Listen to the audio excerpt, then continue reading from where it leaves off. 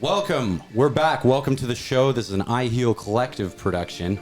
My name's Sean. I'm the creative director here. And yes, I am wearing sunglasses. And yes, it is to make me look cool. But also, these are polarized lenses. So these allow me to see more. For instance, fishermen use them to see through the water. It helps them see the fish better. It cuts out certain wavelengths of light and lets you see other ones instead. Or better. It depends. Depends on the conditions. Just like it depends on the conditions whether or not you're going to encounter a UFO, which we definitely did. And we have exclusive footage, which we're going to show, and we're going to talk about how you can invoke your own UFO sighting. Yes, folks, this is something that you can actually do yourself. Oh my God. If you learn about it a little bit. But we'll see how much of this esoteric knowledge that we're going to learn about of these two, which I'm very happy to have in the studio right now. You probably know BoDreay, you probably know Anika, but I'll introduce them again. Here they are. BoDreay is our practitioner here at iHealCollective, and Anika is also a practitioner here at iHealCollective. Hello, guys, and tell me about this interesting encounter that you had last weekend. This was fairly recent, if I'm not mistaken, right? Yeah, that's correct. So we were in Barra de Potosi, just outside of Ixtapa, Mexico, and we were spending a night there, and we were sitting there having dinner looking at the beautiful night sky when Anika pointed out, oh, there's another ship. And so I took my camera and I zoomed in, and this is what we saw. There it is. Okay. You know what? I'm sure everyone's just going to skip to this part anyway. Okay, so what are we looking at? Well, it just looked like a little dot in the night sky, and it was kind of jumping around, but you couldn't really see that until you zoomed in, and it started out to be a lot further out. We had a couple other videos, and as we zoomed in, it changed color. It used to be like a white, kind of grayish color. It changed to a red. I didn't get that on film, but then it started to go into this blue here, and it just started picking up and spinning and spinning. And Anika, she's, everywhere we go, UFOs seem to follow her. This one actually appeared with a green and red light initially. Korean? And then, Yeah, they're Koreans, I would say. as we zoomed in, They just turned from actually completely the red ship Yeah, to get a the little green closer. black light and the blue clear. I wish I had my Anyways, phone. we got zoomed in on a little You can bit. make all this The silent. Make a craft 1-minute actually video. We can shifted take out all the from talk a and small we can- I like the object talk. into a round ball of light. Mm-hmm. And then it was shifting colors while we were watching it. So Yeah, it was- pretty amazing. It was incredible. And I don't have as much experience with this, but she's been showing me videos about this for quite a while. But So you actually took this video. This Yeah. is from your phone. It You is. saw this and took this video yourself. Yeah, I took And it multiple wasn't- ones. Okay, so what a lot of people think when they see these things is like, oh, that's the moon, or it's some kind of sailboat reflection, Right. or an airplane, or a satellite, or you've heard them all. How do you know that that's not one of those things? Well, it changed, right? It changed right before our eyes, and like I said, it was further away, and then it was kind of like this dot that went up and down and was moving around in these crazy. I've never seen anything move like that. There were no satellite moves like that. The moon doesn't move like that, and it was kind of zigging around, and then it came closer and closer, and like I said, it changed colors, and then it just started spinning, and it was spinning faster and faster and faster. And there is nothing in the night sky that I am aware of that does anything like that. And the moon doesn't go red instantaneously. The moon doesn't change color like that. I mean, the moon changes color depending on what's reflected on it, but it wasn't even actually. The moon was there, and it not in that shot, but it was present. So it can't be in two places at once. Right. Plus, this particular clip is zoomed in, which is 8 times the amount. It was a small little dot, but it was a very bright star. Yeah. Sometimes they will appear as a very, very, very bright and very close star when you Yeah. first look at it. But as you look through the camera, the camera sometimes captures things on UFOs that the human eye can't see. Yeah, and I was holding my camera steady with both hands, and you can see that that's not me moving around. I was still, and this thing was darting all around the sky. And obviously, the more zoomed in that you are, it's Right. not moving around as much. But You yeah, caught it in a relaxed moment there, it looks like. Right. yeah, it was pretty cool. And then it went back to white again, and it started spinning so crazy fast. And yeah, we were all blown away. And not Anika, she gets this whole thing all the time. Well, I think it was no more than maybe a half hour. It was it had moved way far away. Yeah, it kind And of I came think in it and went eventually out. disappeared. Yeah, it did. did. Not? Yeah, it So- came in and went back out. And yeah, so but in this area that we're in, well, in Mexico they call it UFOs. But it's known actually worldwide in Mexico to have a lot of situations in paranormal activity like this. Well, I think it's the history of Mexico and the ancient different cultures that Yeah. have lived here. And there are a lot of different energy here in Mexico. It's interesting. It is. And the vibration is pretty important. I also believe there are probably portals here in which these ships can move in and out of this dimensional reality and appear in the sky and then disappear. How did that happen? Possibly they either change their vibration so high they disappear from view, or they pass through the portals that are here. Well, and I think that makes sense because we know as far as vibrations go is how we get to different levels of ascension or multidimensional beings. They exist with us in this plane, but it's a higher vibrational frequency. Right. Well, if you were to take an object and vibrate it fast enough, it would simply disappear from Exactly. view, because your mind cannot perceive a higher vibration when you're in this reality. So I think that's why these crafts or whatever, ships, whatever you want to call them, I think that's how they can appear and disappear, is by vibration and their own energy. Well, I think we're affected by that because after this experience, we were having dinner and it was really early, and then all of a sudden we were extremely exhausted, and we were in bed. It was like 8 or 8:30 p.m. and I'm a night owl, and that doesn't happen to me. Yeah, and you slept till 10 the next day. Yeah, and it was so crazy, and it just kind of affected all of us in I think a different way. But it was so Very interesting. Yeah, for some reason, everywhere I go, there they are. No matter where I am in Mexico, if I'm at dinner, I'll say to people, "There's the ship." It's usually always pretty close. You're not the first, because every time I go out with people, I point out my ship. Well, and that makes sense because you are an alien oracle. That's exactly. No, okay, hang on. So when you say your ship, are you postulating that it could be a particular, I guess, entity that is tuned to you that you bring around, or are they different, or how does that? I wouldn't say entity would be the right word. Well, it's I don't know the word to use, so I'm Fair enough. Well, we open could do to, a deep dive into the idea that every single one of us have come from some sort of planetary system, right. and that we belong to a galactic family of some Yeah. sort. There are the Palladians, there are the Arcturians, there are the Syrians, Delirians. and there are multiple planets and multiple different places within those different star systems in which there is life. Well, and that's the concept of us being starseeds, and which is a very worldwide known, recognized concept that these are, our soul is on this journey, and the journey that we're having is just one of those things, one of those lifetimes that we're experiencing, right? And this is the whole soul lifetime of this, and this is just where the soul is right now. But where did we come from? How did we have this intelligence? And this is. I don't know, this audience may not be familiar with this, but channeling, if you've ever watched any channeling, what happens from galactic light councils, that's done through, I would say, humans that are elevated to a slightly higher consciousness, or greatly elevated consciousness, than done to the regular kind of 3D dimensional human being that kind of lives in this dimension. And then, Anika and I are both light workers that do channel, so that's a concept that we're very familiar with. Right. Okay, I want to go back to something if we can. Of course. Because part of what's happening is because of all the things that are happening on Earth right now, and star seeds are specially sent here. They're usually not human or haven't lived a lot of human lives. They are from different star systems. This is a free will planet, so the only way to affect it is by free will and by choice. So you have to be born into this planet in order to affect it, because of the idea of free will. So how I see it anyway is that these we lived on different planetary systems in a galactic family, and we agreed that we would come in, take on a human form, a human body, and work from the inside out. It's kind of like putting a spy into the into the camp, right? Or somebody who Right. can make an influence. Right. Does that make sense? So starseeds are not necessarily from Earth. And a lot of times you can be very confused about this place. if you're a starseed, because Yeah.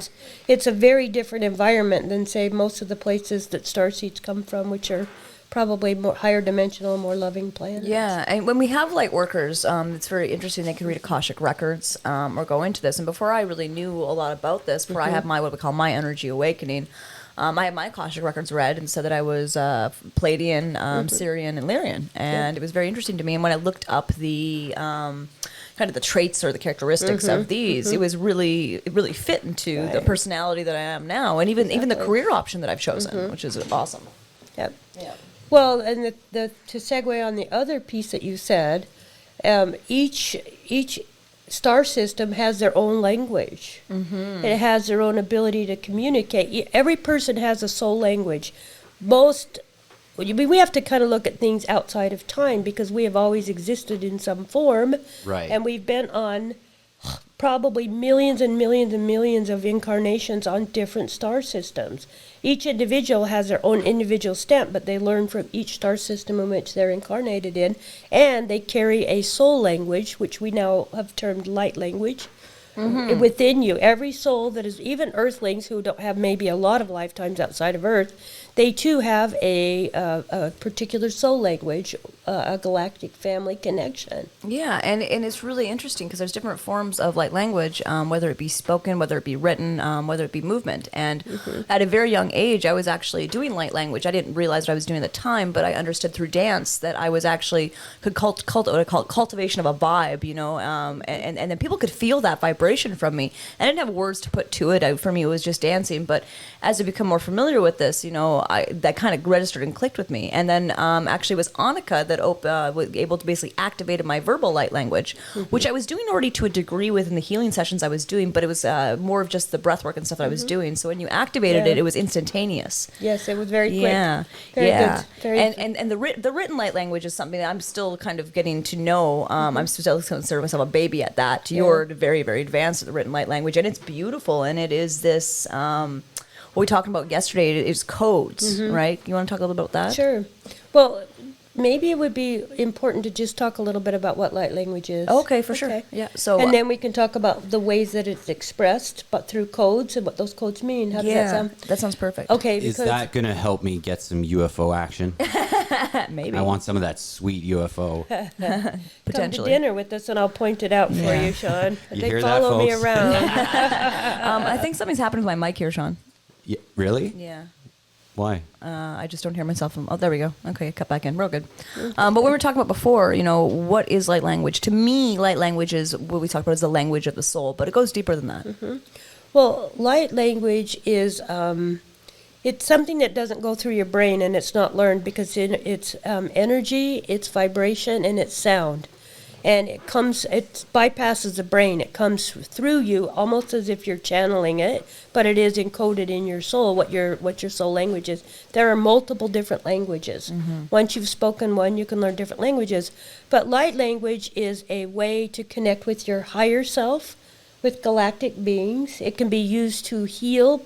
It can be used to move energy through the body. Like, let's say, if I have had some difficulties with, say, anxiety or depression, things like that, you can use light language for healing. Yeah, and that's what I do every day in clinic. And I really noticed a difference from the work that I was doing with energy work to when my light language was activated and then speaking light language within sessions while I'm moving energy. The reaction of the people I was working on was insane. People were having all sorts of these extreme reactions. I think if anyone's watched my testimonial videos, there was, some people there that were like, I went and saw my ancestors. I went to this different dimension. All of these different things happened. And they're like, were you there? And I was like, to a degree, my higher self was there. I didn't have the same experience that you were having at the same time. But yeah, I was present in that because in my mind, it was my higher self speaking to their higher self. Right. And that energy that you use you're like a bridge. That energy comes from outside of you. Right. And you use it and through your body to heal. So it's not, I am assuming this because I've watched you do it and you've worked with me on it and we activated you. But what I see you doing is bringing in the energy and vibration through sound in order to release those energies that are stuck in the body. Yeah, and it's that's what I was kind of saying. I'm just a conduit, basically. And the hard thing for some people, and especially when you're activated, is to turn your brain off. Right. And for me, it was actually it was just instantaneous. But I can see the struggle with a lot of people. They're trying to pick it up. Because we're such thinkers, right? We live in our mental body so much, is to just kind of let that flow. Right. Should we give them an example? Well, yeah. It's easy to judge yourself. Yeah, that's it, right? It doesn't mean anything, or I'm babbling, and truly, it is way more than that. Just before we do need to do an example, I was thinking we should I want to briefly say this, that you can write light language, you can channel light language, you can speak light language, and you can dance it. Yes. I suppose there's more things. Yeah. So shall we show them? Sure. Okay. Go ahead. Nanakaish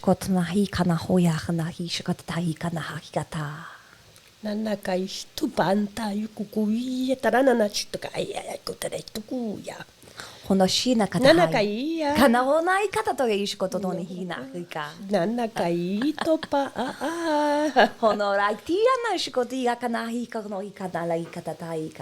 Nanakai stupukuya totanda yetakoya totoraya. Wow. I mean, you can almost tell you are saying something. Like, there is a transference, there is a communication happening, there's something going on there. Well, Right. I guess the best way to kind of put that in context for people are seeing is our higher selves are talking, and then my higher self is portraying through my mind a kind of the humor that she is displaying, and I'm actually, her and I are quite close, so I'm actually receiving, my higher self is receiving this, which is then activating certain things in me that it's humorous to me, or that you're channeling love. Yeah. Within, if I'm doing a healing session and someone's in a lot of pain, I'm channeling comfort or I'm channeling release, and I speak Dragon very well, and Dragon for me is one of the light languages, but it's a very, very powerful form of release, and it's quite guttural. And it kind of, if you're just to hear it, some people are just like, oh, I had someone be like, oh, that sounds kind of evil. And it's like, no, it's a language of release. So if you can sit and absorb that, people will feel a different resonance when you do it. And it is so powerful. It's like a vibration. Yeah. That is a lower vibration that actually works better with the lower chakras. True. And those lower energy centers, I'm assuming. Yes. And some of the other languages, there's like fairy language. Yeah. And fairy language is so interesting, I can hardly speak it. But they're very quick, they're very light. Wow. And that's how they speak. Yeah, exactly. And I find the Lyrian language, which I think attribute it to, that's a really form of a comfort of a language too. When someone is in pain, when I'm doing a trauma release, that kind of thing. And I can see people's entire body relax and their whole vibration change when I speak it, because their higher self is, and you can, especially Anika, she's activated people while she's doing this kind of thing.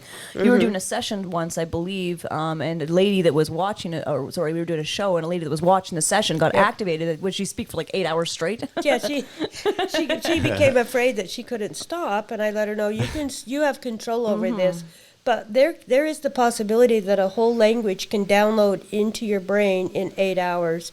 I had a whole I would argue that's what music your brain, does. That's what Sean. music does. yeah. Oh yes, it is. Like when you're locked into a song and you're musically inclined, that helps. But even when you're not, the enjoyment of music is a universal thing, and I find trying to break it down into its tiniest elements, I think it gives anybody the ability to not only predict the future but receive pleasure from it. As in, it's like, here comes the drop, or here comes the chorus. It's like, and it's coming, right? So you're predicting the future, yes. and then it hits, and you're satisfied, and you enjoy it in that strange way, whatever it is. Like, what is It's energy. It's Right. like spiritual It's food. some sort, like Spiritual food. And I almost look the movement of light language when I am doing it, or when I have had it with dance. It's almost like, I would say it's kind of like you're casting a spell, right? Whatever context you want to do it, but you're picking up energy, directed and light. energy. Yeah, you're directing it, right? So it's coming out, and you're directing it in different places, or you're directing it to a crowd of people, or whatever you do, or sometimes you're self-directing it as well. and how that makes me feel, and how I've seen that. Like, I used to perform in dance. How when I was on stage doing this, you could see the effect that that's having on people. And although I couldn't contextualize it at the time, my higher self knew, and I was in it. I was aware. Right. Yeah. Well, some of those hand movements are literally codes. Right. Okay? We should talk about codes. And codes are kind of confusing for some people to understand them, but it's where a symbol contains a whole bunch of information. Okay. For example, there's the code of the all-seeing eye. Okay, you have the eye, and there are so many concepts behind that code or that picture. It's like a Right. picture or a code. When you look at some of the hieroglyphs, they will have the spiral. Yes. Okay? Yeah. That's all the way back from ancient Egypt. Light language goes back to the beginning of time, as far as we course. know. It's been utilized by shamans. It's been utilized by the Egyptians, by natives, Native America. It's by everybody has able to use light language. But the codes, written codes, contain a packet of information.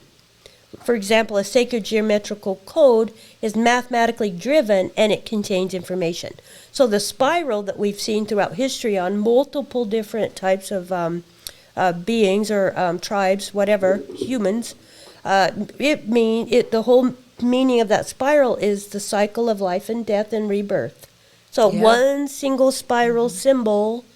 And when I had my awakening and my third eye opened, that is what I saw in my third eye was the spiral. Right. In red. Okay, so it appeared in red in my third eye, and it has meaning. It's about me awake. It's about the awakening for me. Yeah, and when I had mine opened, there was a triangle that then kind of transitioned to a 3D pyramid, and it was like a purplish blue color that kind of came out. So, and it's very interesting because we are. We're a species with amnesia, right? So this is such a foreign concept to us, but not really. Like we say, this goes back to the beginning of time. We can see it in hieroglyphs. We know this, and our higher selves does. It resonates, but we are kind of this lost species that doesn't really know its true origin. So this is one of those things that gets pretty woo-woo for a lot of people. But if you're having an experience of someone doing light language around you, like when I was dancing, I have people come up to me, and I was a good dancer, but I was by no means. You're the greatest dancer in the Okay, world. Sean. But I was no means, I thought, at any sort of level that profound in the movement. I wouldn't have been on any TV show. But people would come up to me after, and they would express how they felt after watching me dance. And it used to be kind of confusing for me. And then when I realized kind of what I was doing and the effect that I was having, I realized it was the vibration of that they were experiencing. Right. Not so much my dance moves. Right.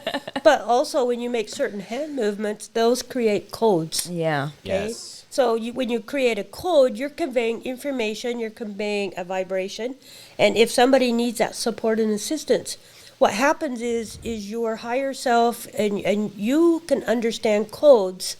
In fact, everything that we see is a sacred geometrical code. All matter is made up of sacred geometrical codes that your brain is decoding, which then appears this room. So if codes can create a room, if you look at them and they're assimilated through the human mind and brain, can create a room or create an object, they have meaning and they have power. Yeah, and people right? have seen these kinds of things, not even just what we could perceive as light language, but through meditation, through yoga, through the use of psychedelics. Or plant medicine, it's known for people. I've experienced it myself. Even before I was able to put words to light language, I've experienced the sacred geometry. Right. As in its contextual form. In the environment I was in. Right. Yeah. And sacred geometries, they're symbols. Yeah. And they're codes. And that's what it is. It's all the same thing. Yep. And what happens with, like, for example, when you're dancing and you're doing codes while you're dancing, the higher selves of those individuals or the internal self is absorbing those codes and they're matching up. Also, light language can activate the codes within us. Surprisingly, this was the hardest one for me to wrap my mind around, but it can literally upgrade your DNA. Codes are specifically meant to upgrade your DNA. Because we originally were created with 12 strands of DNA, and it was clipped down to 2. And all of that junk DNA that they say we have, that's disconnected DNA. Yeah, it's all It's about all disconnected DNA. all about So the light reconnection. language helps connect those codes right back up into, higher strands of DNA. Yeah, and it's and you could feel it. It's such a it's kind of for me it'd be the equivalent. You stand really close to a very big speaker and you're feeling that vibration. Well, it's like that, but it's more in an energetic form than physical. Do you think this is something that is exclusive to humans? Because let me elaborate. There is universal body language that even can transcend species barriers. For instance, we obviously can get along with dogs very well. We train them. We can understand their emotions, their body language, and they can understand ours.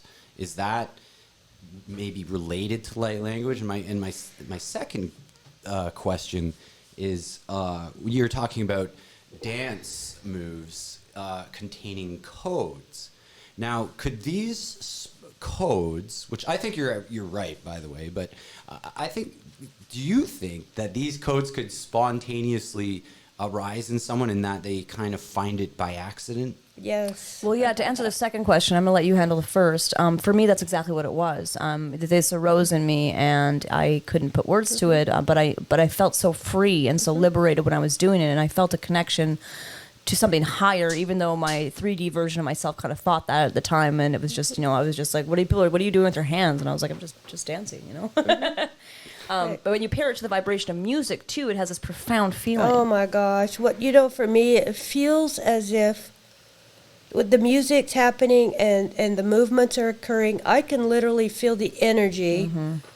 I can direct energy anywhere in my body, and it is actually literal, tangible energy in whichever part of my body that I want to focus on. Yeah, and to go a little bit deeper, we already have this in our society. Like thinking of something like qigong, which has been around for thousands of years, which is in Eastern practice. We call it the godfather of Tai Chi, where it's these slow movements. And everyone I've ever noticed within the practice of qigong, people that are learning, they're starting to feel how energy moves, and that's the same thing. Yep. I mean, it's a slower form of version, and maybe it's not as a sophisticated code, but it is really powerful, especially as we know to balance and protect your energies. Correct. For your first question, is light language just a human thing? I'm going to let you handle this one. No, because every galactic family has their own language. And I think that actually is the bridge between that, because although we don't speak the same language, I could be talking to someone that speaks Spanish, speaks no English, and speaking light language to them, and their higher self will recognize that, and they'll feel that vibration. And this isn't something that just happens some of the time.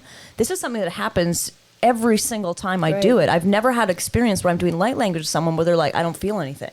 Right. Yeah. Even the individuals that have the hardest time being sensitive to energy, or the least sensitive to energy, generally can feel the effect of light language. Yeah, and I've had people that kind of come to me with a challenge, being like, they're not going to believe it. You get those people. It's like, yeah, well, try it on me, and I'm like, okay, and we do it, and it's like a session, and they're like.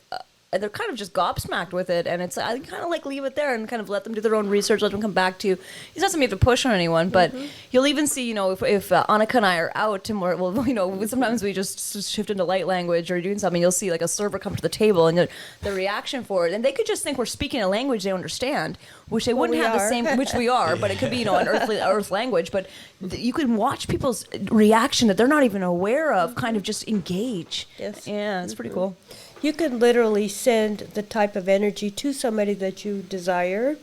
For example, I could send you energies to calm anxiety, or I could send you energy of love, which would be a very different energy and a different way that I would speak that language if I were going to tell you that I love you in light language. Yeah, and I have the same kind of thing. If I'm in session and I'm trying to get someone to release trauma, is different than a time that I'm trying to comfort them, per se, or try to get them to open up in a different way. It's even if it's the same language, it comes out in a different context. I say, but usually they kind of change up there. Yeah. And for me, it's like I'm not even really aware, other than the intention that I'm having. That is all that's in my brain is an intention that I'm sending, and then the higher self channels that through. And you have to kind of be able to take a back seat to that, and that's probably the hardest part in learning. And then when you start speaking, and you've activated a lot of people. The biggest thing is like you have to be okay with feeling a little bit silly or foolish at the beginning, because it's hard to cut your mental mind out there in the beginning until things start to really flow. Right. Yeah. Well, people get confused and think they have to figure out how to speak light language, when the ability to speak light language is innate. And you have to do it by not doing it. You have to allow that energy to come to you. And it doesn't come from inside your brain the normal way language does. It comes from external. You could call it a channeling, if you will.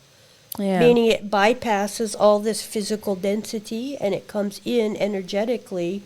I always do the right side because, well, actually it's the left side, receive. So, but whichever direction it comes in from out there and it flows through. Yeah. I don't know how to explain that any better. No, I think that's probably the best way to do it. And then there's so you do some amazing stuff with written light language. And light language. Oh, yes. Yeah, light language to write is actually absolutely beautiful and kind of magical. Even before I knew what it was, it would just give me goosebumps to kind of see some of this work.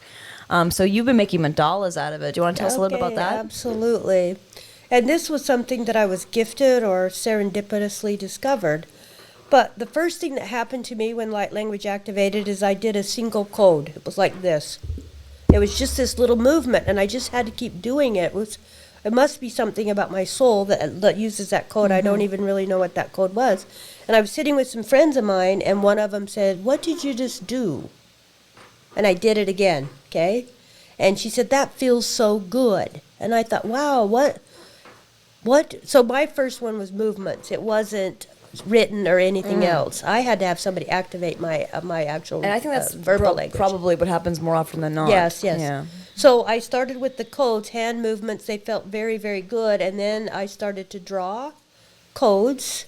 And if you want, you could look up light language codes, but there's all different kinds of ones. That some of them look like little squiggles, but as you write them, it's energetic food. It feels like you're having dessert. Yeah. And you can write them very quickly or slowly, however you choose. And I used to practice when you first kind of with me. It was like I wouldn't look at the paper. I would put the paper down and I would line myself up, and then I would just write, and I wouldn't look at it. And then I'd look down. And I'm like, whoa. Yes. And I'm telling you what, I am not an artist at all.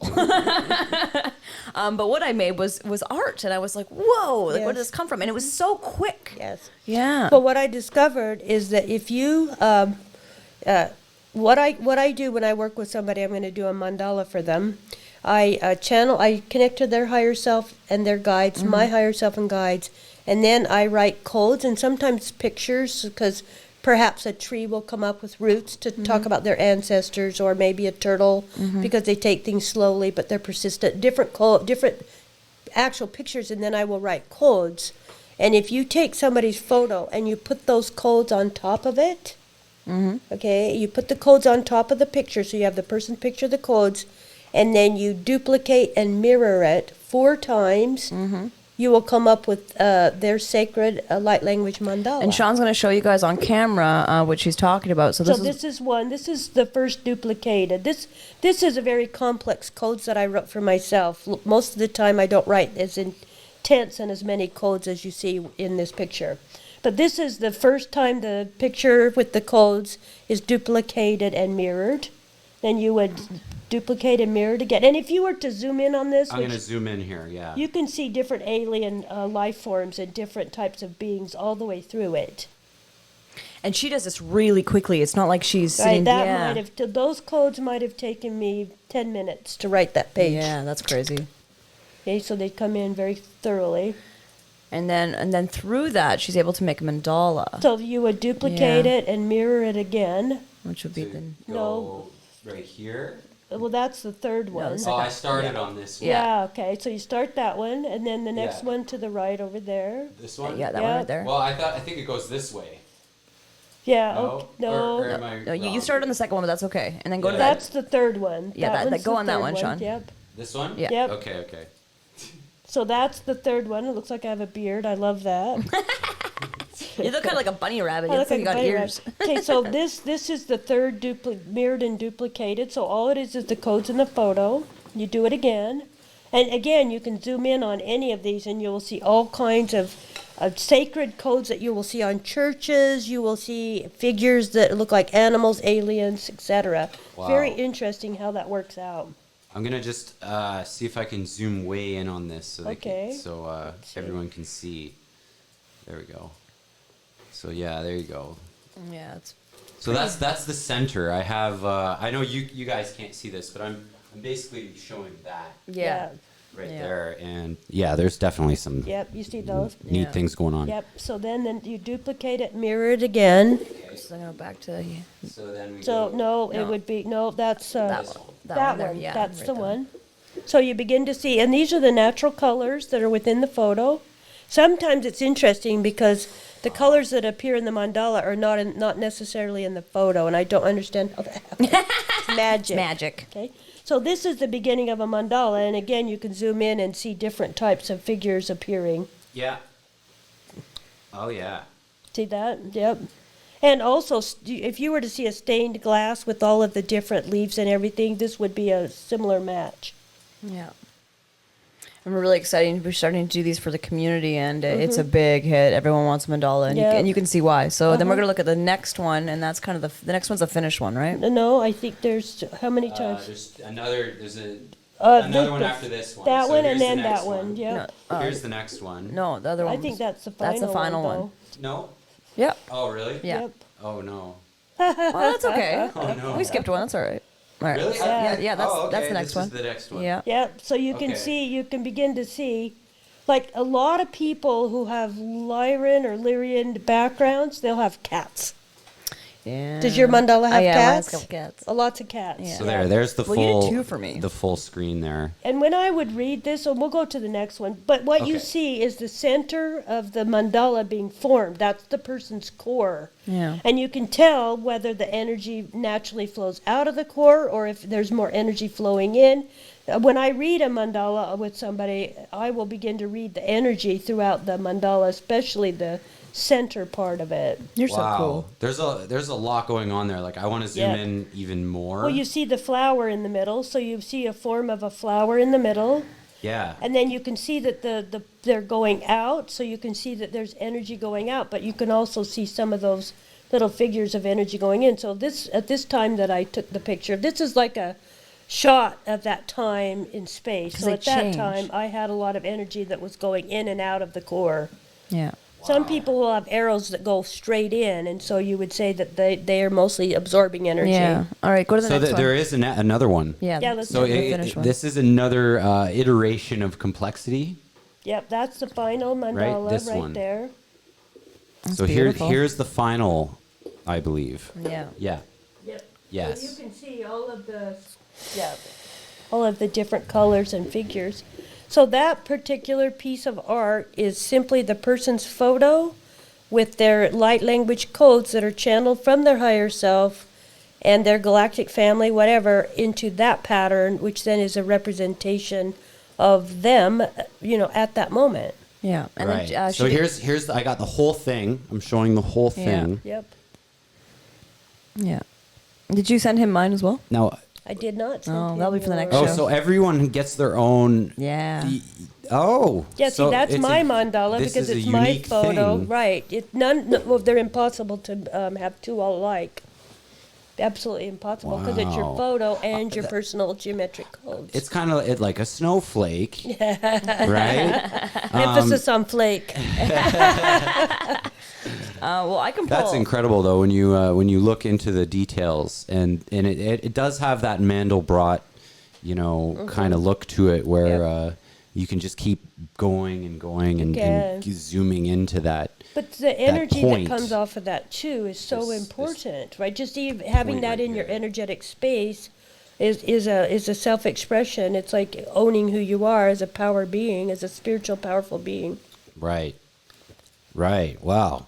Okay. And I've sent you. I don't know if you want to pull this up, Sean, but I sent you. Yeah, we should do one other one just to show yeah, the difference. well, Alright, and I alright. don't have a photo of the first, the start, Sections, the right. first section, but I have the last two. Yep. But it was pretty. What did pretty you send me spectacular. it on? I sent it to you on through your Airvid Email. email. Yeah, I sent you an email. Okay. And I could probably pull up the other one that you sent me. I just have to scroll back for that one as well. Okay, so you sent me another. Oh, more mandalas. All right. Mm-hmm. Okay, so here we go. And see, this is a whole different color scheme. Okay, A whole hold different. on. Let me bring okay, it. Let me bring it beautiful. over to There we the go. so everyone can see it. Oh wow! Look So at that's that. I think that would be about the third duplicated and mirrored one. The two others would have been the photo and the codes. Yeah, which I might And be then able this to would be find. maybe the third duplicated one. The colors are gorgeous in this. Yeah, No one can absolutely see it. spectacular. No one can see it yet. Oh, okay. You got. But got ahead. there we go. Okay. Okay, so There. I'm prepping them. I'm on it. And you could see here some hooded little figures around this code too, which is interesting. Oh, can you show me where? And then I'll- Here, this guy right here. Right here? Yep, uh-huh. Okay, all right. Yeah, yeah. Okay, I'm gonna zoom in on that spot. Yep. And All I right. might, I'm gonna try here if I can pull up the original so you can look after. Mm-hmm. Okay, so I'm gonna zoom in to the right here. This area. Yep, right there. Oh, Little okay, figure so this is there. a figure. Yep. I see it. I see like a feline. Yeah. See, that's the cat. You know, like the Japanese style tiger. Yep, yep. I definitely see that going on in here. Here, you know, there's the eye, pupil, right? Pupil, little nose, and then two bottom fangs. Like it's almost exact. That's nuts. Check this being out. Oh, the big. He's wearing a Mortal Kombat helmet. Wow. Yeah, it was pretty. It's Pretty it's, intense. It's, Oh, it's intense. okay. It's Yeah. so Look at that. cool. Look at that. They see like a knight's helmet. Yep. And there these it is. things just—it's They incredible. naturally appear within Yeah. it. I think it's a function of the codes. Well, it would have to be, right? Yep. Oh, here I got the original. Maybe it's the original, but I got the one that here. I'll share this with you, Sean, so you can kind of see the. Okay, the where- original. the mirrored one. So I'm sending this to you on Messenger. Oh man, you're making this super easy. You get an A. Okay, I'm putting you on the camera. That's what you get. Oh, okay. Oh wow. Okay. All right. All right. Yeah. So I got the. I got this image here. So that was the second iteration, the third iteration of the picture. That when was she had actually mirrored the it. painting that we did and put the codes over Yeah, the oh, painting okay. Let me bring this. See that? Over here. Yeah. with you in it. Yeah. And, Totally. That's amazing. There we go. No, Okay, that's now your- they can see that's it. Now they actually can a see it. So photo. Yeah, That's right, That was that's a right. photo that she did of I took Yep. of me, and then or I sent to her, and then she did that. And you could definitely see the cats in there too. Yeah. wow. I am a crazy cat lady. Oh, I lost it. Hang on. There we you go. There we go. I'm just trying to zoom into it a little bit. Yeah, there we go. Oh yeah, there's there's definitely. that. You know, you See got the that? eyes. Yeah, right. It's like a little island. It's just the coolest thing. Yeah, Yeah, and it's interesting. Every mandala she's done has just been so original and so intricate and just profound. Yep. I get goosebumps when I look at them. Maybe we could go to the third duplicated one then after this one because Well, there's the third one. okay, show me if you show the screen, I'll show you the sequence here. Well, she's sending me stuff on Facebook, email. I don't know where to look. A minute ago, we said it was easy. Now I look. know. I'm trying not to dox myself Oh, here yeah, too, here we because go. you can't. Okay, Oh, yeah, there it this is. is the next one. This is the Okay, next. that's it. Oh wait, not that on the screen right now. No, that's hers. Yeah. No. Okay, you got me jumping around here. Yeah, There we go. that's Let me my put fault. it on. Okay, you guys are on camera now. Okay. I just messed up. I showed everyone a bunch of crap. That's okay. No, we got the good stuff here. Okay, here's the. This is the one the good Yeah. confirm. Yeah, that's Yep, the one. that's the one we Okay. saw. So let me see the. Okay, I got to bring it over. Okay, there we to go. the, Okay, other there it screen here. is. Yes. Oh, there we go. Yeah. Okay. Yes. So yeah, we have this idea where we're gonna put this on dye sublimation, which is diffusion of ink into the fabric, so we can hang these mandalas up. Then we and can make a tapestry. yeah, make a tapestry. I and had then- some clients make had them made into a painting yeah with a frame on Yeah, canvas and hung on the of wall. course. Or like you're saying, stained glass. Would be Stained glass. I'm amazing. going to work on the Yeah. kind of a different project. See what else I we know, can do pretty with it. pretty but- exciting. Okay, is there a next one on that? No, one? that's the only one that I had. Okay. That I was sent to him. You but don't anyway. have the final one. Oh, I thought that was the final one. No. Oh, there's another iteration. Oh, Yeah. did I send it to you, Sean? I think. No, I'm an expert on this now. I think. Okay, I think is that sent to you in that email as well? We're so organized here, guys. Potential. Well, I mean, you have everything in a bag. You still got to go through the bag. I'm trying to make this as complicated as I can for Sean. Okay, all right. I got some another level of Yeah, complexity there- here. okay. Yeah. Wow. Yeah, so okay. that's actually the final one. Put that one up. That's Okay, all right, beautiful. let's get that up here. Yeah, look It at gives me that. goosebumps. Wow. That's the final. That's Yeah, the and you can final see these version crazy of little that. beans in that one. And I think there was like some time. Yeah, it was almost like an hourglass clock that was in the Right. corners. Yep. Yeah, it was. So if you look at this one, how I interpret these, Yep. and how I would interpret this, is she has a solid core, and the core itself does not have energy going in and out. It is a solid. I would say this individual is very well contained and very well not guarded in a negative way, but protected.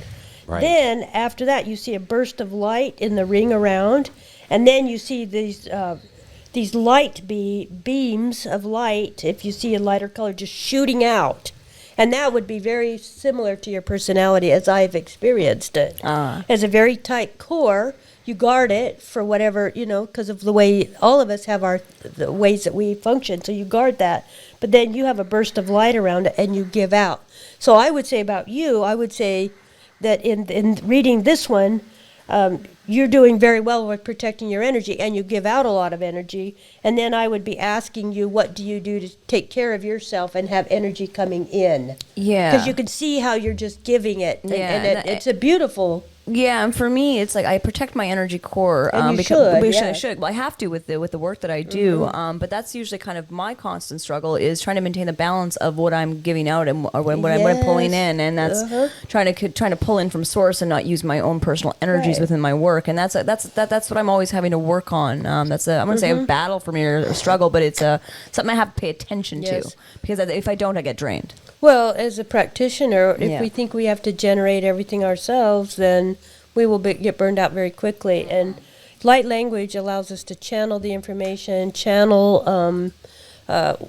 when I do a reading for people, I 100% channel the information. So I never have to worry about anything except getting connected up to source before I start, because that information is going to come in. Yeah, and for me, that it's been a bit of a growth. Well, not a bit of. It's been a huge self-growth kind of journey about learning how to balance and use energies correctly. And I'm still on that journey where I am using some of my own energies when I'm doing healing work. And the most advanced way to do healing work is actually you don't use your own energies. It kind of just comes through you. And because we're in different levels of energy work, and I'm still kind of at the I would consider myself a baby in energy work when it comes to some people, not in the context of what I can do, but in I the would context. probably disagree Well, with that but the context of I know a lot of light workers that can just go straight through, whereas I'm still still using a bit of my own energies to facilitate. And as I advance, I think that will happen less and less. Right. But it's a journey, and it's not. And that's an interesting thing with energy work. It is not just instantaneously there. It is a practice you have to work on. When I was first doing it, I almost quit healing. Because as I had my energy awakening, I was pulling things in from people without being to transmute that. So, I worked on someone with a sore knee, and I walk out with a sore knee. Exactly. And it was very, very, it shook me to the core, and I got really sick for it sometimes, and it was awful. And everyone thinks that the journey to light and awakening is this, wah! It's not. It's a struggle. It's hard. Right. But it's beautiful as you learn to push through. And as I learn to what we call transmute, so if you're in a session with me, you'll hear me do some weird breathing, some chanting, and I'm actually transmuting what I would think their energies into a release of this thermal and coming out. And once I learned to transmute, all that stuff kind of went away. But it was a really arduous process to get there. And like I said, it scared me. Yeah. Yeah. Well, you have a phenomenal point, and I don't know a worker who has not experienced the thing that you're talking about, which is, especially if they have a what you call an empath or somebody who can Yeah. take on people's feelings, you have to learn, and it is part of the process. You cannot hardly skip it. Yeah. You have to learn how to allow that energy not to go through your body, but to flow out, so that you don't absorb it. So that is I think that's a phenomenal point to bring up to people. Yeah, and there's some people. I think you brought this up to me too. There's some people that it is more difficult me to work with than others, and to pay attention to what we call an energy vampire. And they might be conscious. I don't think vampire in a way that they're consciously sucking energy from you, but there are people that I think you mentioned this to me. Pay attention to the people around you that you feel exhausted after being with, and those are people that are pulling your energy out. Whether it's conscious or subconscious, it doesn't matter. But it's our job to learn how to protect our energies. And the ways that we do that are meditation, qigong. Could I take that the other way and like learn how to take energy? You can. So I feel like I'm a merchant over here. You can, but that's not what you want to do. You want to pull in energy from source, not other people, because you're not always as sure what kind of energy you're pulling into yourself, right? So if you're in a situation, this is another thing I want to touch on. It's called bioresonance, and this is scientifically measured. This isn't some woo-woo, but we know there's a human biofield that kind of goes out through us that we can retune. Yeah, and that's interesting because if you're around someone with a high vibration, you feel better around them, whether you have to put words to it or not. And you leave interaction, you're like, oh, I feel way better. Well, that was your bioresonance tuning to their bioresonance, because the body wants to heal. It wants to vibrate on a higher frequency. So that's why we listen to high vibrational music or low vibrational music. We tune to that, and we use, in my practice, I use tuning forks to sound and energy healing. You can use singing bowls to actually bring that vibrational frequency up. So tuning the biofield plays into this completely. Right. Yeah. Well, I used to, and still do, play music. Sean's an incredible musician. Well, He channels it. Yeah. Why don't you talk about your channeling experience, Sean? Well, there's definitely a transfer when you're performing. Yes, I am giving away a lot of energy. For me, it is quite taxing in that aspect, but it's pleasurable and it's fun. And then when you play for the right people, and I mean, it doesn't matter if there's 10,000 or 5. When there is like a closing of a loop, like you're sending out an open feedback kind of wavelength, right? It's all wavelengths. It's audio is wavelengths. So you're sending it out and it's kind of open. But I feel emotionally, there's something that happens there. And what you're saying about light language is kind of tying into this a little bit. Well, yeah, you give out, Absolutely. you're giving it out, and they're actually returning that. Whether they're cheering, whether they're applauding, whether they're dancing, they're returning that vibration to you, and it creates this beautiful symbiosis. Well, the cheering and the applauding part, I don't really like that energy. I like the dancing. But if you think about it, the clapping is vibration, right? So that does play into it to a way, whether you feel it on whether it make me feel uncomfortable because some people don't like adulation, but your bioresonance is responding to positive or to vibrations, and you actually adulation's played out. Yeah, but you actually are interesting because you completely channel music, and this is not something you see from a lot of musicians. Sean wanted to play piano, and he just sat down and basically the concert pianist. I love that you're talking about, but I consider myself terrible. Okay, well, he's insecure and he's lying to you. I'm not insecure. But I need to make a point here. You brought up something so important. That's the difference between the language that we learn from birth, which has symbols like English or Spanish, and we're taught it. We have to learn it. We have to practice it. That's like somebody who's a musician who just practices and learns a song and plays it. Yeah. That's that's regular normal language. Yeah. Well, that's a hard-working musician. That's the kind of But musician that I but really then you- respect. Yeah, I but just then mess around. you get a musician who can pull that without going into the brain. They simply feel the vibration, they feel the music, and then they start playing. And it's spontaneous. It's not something their brain learned. It's not I do this chord and then you play a C and you sing this. You simply bring that music in as a vibration, and then you just start jamming. Well, and then before Sean was ever familiar with any of this, we were talking about how he was learning piano, and he just said it came through me. It wasn't a conscious thing with him, and that's its own form of light language. And and I've seen Sean; he can just sit down with whatever mood he's in, and it channels right through without him really being conscious of what he's doing. Yes. And then obviously he's making things into songs, and he's doing things to that degree. But it is a form of channeling, and I've seen him do it in person. And it's very interesting that how many people are actually doing this. I have no idea what they're actually doing, but they know how it makes them feel. Well, there's if I could interject for a second. One of my favorite musicians is Beck. Remember, I'm a loser, baby, so why don't you hate me? That guy.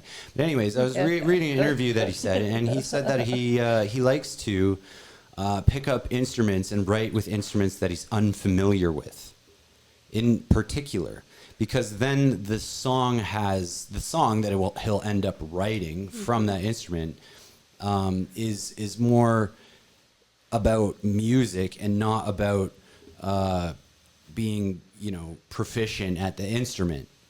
So and I find that myself when I'm, learning, when you learn an instrument, it's like, okay, how much time do you spend on practicing the scales and learning theory and stuff? And, versus just going by feel. And that is something that I like to do. Whether or not I'm good at it, I can't comment on it. There's a lot of amazing musicians out there, but this is what I do, and I like to do it. It feels good. I like to play based on feel, less on theory. And I did learn theory. I did learn chord construction a little bit. I'm like grade 1 or less, 0.5, grade 1.5. Well, but when we take this back to, and this is an interesting thing. So if we're at home or something, and Sean and I have an argument, well, he'll go right away and he'll either playing in 432 or he'll put on Hertz frequencies. 432. Yeah, yes. or 528, and he's playing Hertz frequencies, and that will actually calm the bioresonance of kind of whatever we've experienced with a disagreement with each other, or if someone's upset. And I use this a lot in my sessions as well, and that is that's a healing vibration. And we used to actually have instruments. We used to be tuned to 432. That's what we used to do. And then I don't know when it was in the 60s or something. They changed everything to what was 444. 440 for an A note. 440 vibrations per second. And you can feel the difference. Oh, you can feel it as soon as you tune a guitar on the A string. You hit that 432. The wood vibrates harder, and it becomes it's magic. But and when we think magic's energy. You know what I mean? It's what creates that feeling in you. And I can right away when Sean changes the tuning of something, I'm just like, ooh, it speaks to a special part of my soul. Yeah, and playing a sexy minor 7 chord doesn't hurt. That's a little cheat code for you there. But absolutely. As soon as you switch to the 432, and I had a band for a bunch of years, and we made a point, because we were all stringed instruments, it wasn't a big deal for us to just, because it's less than a semitone lower than what you would call standard tuning. But it makes such a big difference when you hear it. Well, it has a spiritual resetting, almost a therapeutic quality to it. Not almost, complete therapeutic quality, I think. Yeah. Yes. And well, I guess to bring this back, I want this to, part of this show is to make this kind of thing accessible for everybody. And when we think about galactic contact, we think about our starseed family. It is such an interesting concept to a lot of people. A lot of people think this is very woo-woo. But you know what? You were actually one of the most real kind of people to kind of go into this with. And it's interesting, when we were having this show and, you said, what are people's reaction going to be? We're kind of curious about that. And we had a little conversation. And every time, we're out and Anika's kind of speaking about this, even the people who you think have that knee-jerk reaction to that, they're just kind of interested, I think. They're not like disgusted, they're not like fearful, you have such a good way of or profound way of conveying this stuff that has such a form of realism that people, the way you talk in your language, they just automatically, they believe you. It's not like a form of doubt. It's like they can feel that. Right. Well, truth has a vibration. That's true. Truth has a vibration. And so if you tell somebody that they don't understand or that they don't necessarily have believed in the past or think it's possible, you say it and you send the vibration of truth. The people unconsciously pick up on the vibration of truth. That's why we are so able to tell when somebody's telling us the truth, when they're hiding something. Yeah. Because there's a change in the vibrational level of that individual. Yeah. So when you're telling somebody the truth, even if it's some whacked out crazy thing they've never heard of before, the energy is like, it resonates. That's why people say this resonates with me. What is it that resonates? That's a vibration that matches the vibration of truth. Yeah, and a lot of times, even in session with you, it's like you're telling me things that my higher self already knows, but my 3D self needs to hear. And I would encourage anyone that has the opportunity, either online or to come see you in person. You learn so much about your past, your present, your history, and how to facilitate yourself in the world, I think. So yeah, I'm going to shamelessly push you here, but no, like it's life changing. It's life changing, and I would like to take this opportunity to thank you for all the beautiful work you've done with me and in our community. It's lovely. Well, I enjoy meeting with people, and it's the opportunity to contact the higher self, the guides, kind of learn about yourself. Usually, we need to hear what we do right a lot more than we need to hear what we do wrong. I agree. And you can go anywhere and hear all the crap you've done. You know, and it's important to take a look at behavior because it can be painful to repeat behaviors that don't work well for you. Yeah. So how do you eliminate pain and experience joy, happiness, love, and all of that? You have to focus on those things that go well. You have to, you don't look at what you don't want, you look at what you want. Yeah. You don't look at what you don't have, you look at what you have. Yeah, and it's the same thing as, you know, when I'm in session, I'm telling people, you know, we're trying to work on the traumas of their body or the 4 parts of the body. It's, you know, and I tell people, you know, you take trauma down to your cellular DNA, but you don't just take trauma. You're not walking back at trauma. You take your joys, you take your pleasures, you take all of this stuff to your DNA. And although we're working with through the traumas, they're all the stuff that exists there. And as a practitioner, it's very valuable for me to have a sounding board. So, you know, if I'm working with someone and I consider Anika to be a more graduated student than I am this, that I'm working with someone and I'm struggling with a person or a session, or what I'm trying to do is I can kind of bring that to her of my feelings of doing that. And she's just immediately right away, because bang on to everything. And, you know, we actually pair up kind of doing sessions and Yeah, working it's with people nice. that way. That kind of goes back and forth. I'm like, oh, I didn't Right. think of it that way. And that leads me to a whole different line Yeah, of yeah. how my work will evolve with that person. And it's very, very valuable. なんだlike人らの仲いい人ら。仲石のことはいい子の方がいいや。ププクやたたちとか。お金はいい子のいい方はいいかな。Well, is there anything else that you want to talk about today? Or maybe we will, you know what? We're going to do another show here soon. And we're going to talk about how Anika became my alien oracle, or all of our alien oracles. It is a fascinating story. And I think you guys should all tune in to that. なんだい人か。 Absolutely. Well, it was absolutely a pleasure to have you both in here. What a great experience it is always to share a room with you, Anika, and have you explain, you know, the things that I feel like everyone experiences and maybe doesn't have, you know, Can't the contextualize, background on and yeah. can't contextualize exactly. So yeah, thank you Thank you so very much much. for coming and Our sitting in here pleasure, with for us sure. today. Well, this thank you, is Sean. this Yeah, is our new studio.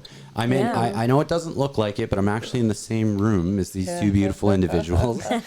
And we will be having a lot more content getting made. It's been a lot of work getting this all set Yeah, up. and we got some really exciting stuff coming up with our production studio and with iHealCollective. We got some courses coming up that we'll be announcing next week.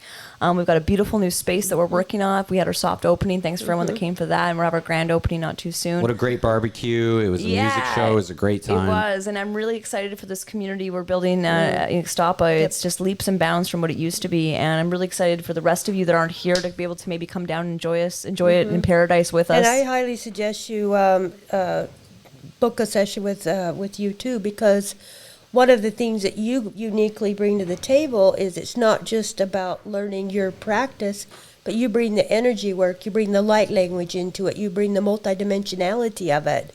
And that makes for different. And the honest thing is, I have not had a single person who didn't rave about their work with you. Oh, thank you so When much. I see them, they're like, oh my God, I love Bo. She's, I mean, they hate her for a minute because it's not pleasant, but they get over that because the end result, sometimes you have to have a little pain to get some gain. For Yeah, sure. it's true. We treat pain with pain and Eastern medicine, not because we're sadists, but because it works. But, you know, sometimes we have to have a bit of that shaken up out of us to kind of get rid of our trauma and to be allowed to express our traumas. That's the biggest thing, is we're so repressed in this day and age, and we do that to ourselves, and society does that to us, and we would try to provide a safe space where you're able to work through that on the physical, mental, spiritual, and emotional levels. And it's not just me, it's the whole team that we have here that can facilitate all of that progress, because I might not be the right worker for you, she might not be the right worker for you, but we will help you find the one that is, because it is about building community and spirit, and we're all in this together, and we're all working at it to kind of raise ourselves to a higher consciousness, because that's really what this is about. It's about ascension. Absolutely. Yes. Yep. Absolutely. And we will have we should have a show on ascension. Oh, we're gonna have so many shows, guys. Buckle Buckle up. Buckle up, buttercups. I love you so much. I love you too. That's awesome. Thanks, Sean. So we're going to leave you with this. Anika played a video for me the other day of a gentleman channeling light language, and I'll let her explain it to you. But when she played it for me as a practitioner, I got goosebumps right away, and I could feel the activation that was happening with me. So why don't you... This Ty is a friend of mine on Facebook, and he channeled this light language to clear the lymphatic system. And I, too, got chills all over my body because I actually needed it. And for him, he said to watch it and save it and watch it a few times a week for a while to get the lymphatic system. So when you watch it, we're going to provide it for you. Just pay attention to how it feels. How does the energy feel? How does your body feel as you're watching it? And it's a good introduction into how to use light language to heal. And if you activate your light language, it will help you in your healing practice. Yeah, and for me as a practitioner, the lymphatic system is something that gets ignored all the time. And the lymphatic system that's not properly working is a cause of so many health issues.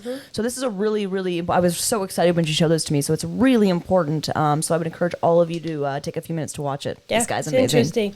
And you'll get a full look at how this can be applied, which is important because why know a skill if you can't figure out what to do with it? 100%. Okay, Anda. Lymphatic system healing. If you're interested, stick around. So what I'm being guided to do today is assist with healing the lymphatic system. So this is meant to be played daily. So I would recommend each day for 9 days, take a 3-day break, and then do another 9 days and see where you're at from there. Tune into your own inner guidance and allow that to guide you towards whether or not you should do it anymore. I would love to hear feedback. This is something that I'm actually going to be designing for myself. So this is a great way for me to share that with others, and hopefully it assists others. But I'm going to be using this regimen for myself. And if you're not familiar with the lymphatic system, it looks a bit like this. This is the lymphatic system. It's just kind of hard to see back there. But it's all these little streams and rivers with these little nodules on them.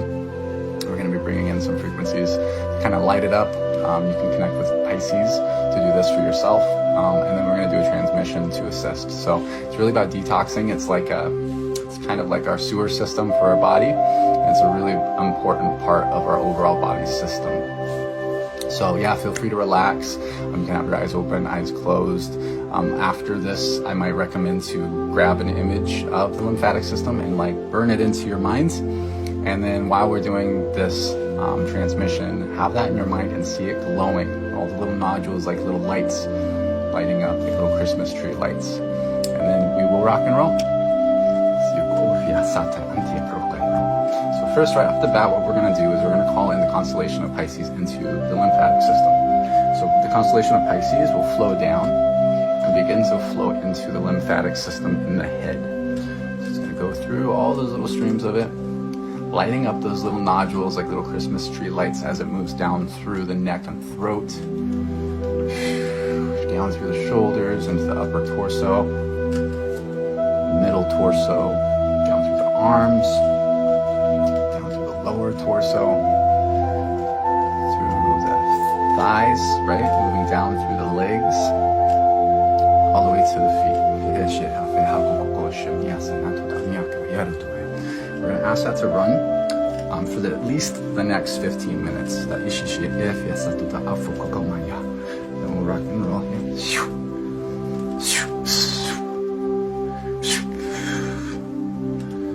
Until that here, but he had a saran to what I eat at the Arab to our dear. He prays for the Tutafi to look at the Payer.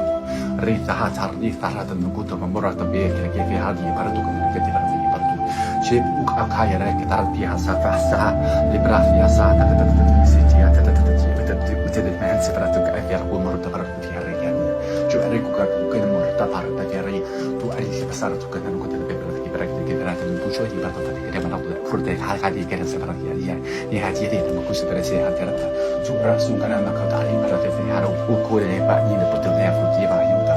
What you are frozen for them and I get good action at Turi, Jiwarasura, and to the Taratu, Sephra, and which under the Patuka, Alectia, Eferacasari, Lerata, Juan Boracana, Ukayan, and Casifraki, Perecuti, Baracatu, the Baraki, Vasia, the Puruku Farta, the Sabra, the Saran, to Makoda, our they have Sofia Sara and Hakaku, Versi, Pero ta fiar data servant to the bark and Basuki and Shabuku Ratu Fahara Nanai. La Crucia Nanuntara Nanimaratai, Jek Ayaka difference if the Sura. He ran to Canana Catalog with my 24. She will have quite hard that the Sera, Tarek, Reha, Ranana, at the Safia. Unga ko help Kamaharo to Brazil. Spera con Broca da Baracane Pipartia, Insesi Hansen and to Correct Prakiano, the Prosofia Haraka, the Kanoka DPI. Bewut utafi hashan hasara keretis fi siam hasatu efreta kautu kwemaya himrotu wa afya korona mahatur efya chicha alfa hafa fahana nima nganimaya yuriku auko ha larata de isive mas uka tamya kutayu shu afya shu hamua shu ye proprio ti efehanto de kifya shu.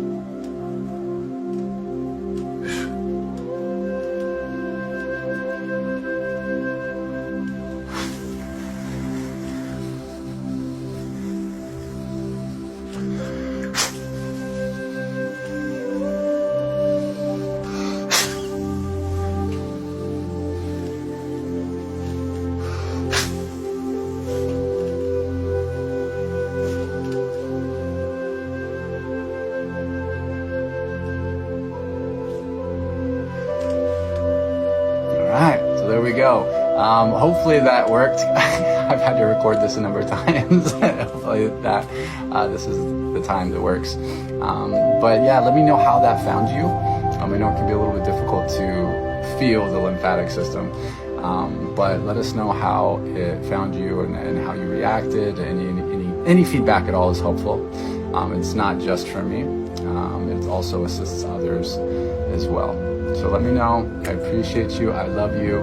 Recommend the regimen that was suggested in the beginning. And we'll talk to you soon.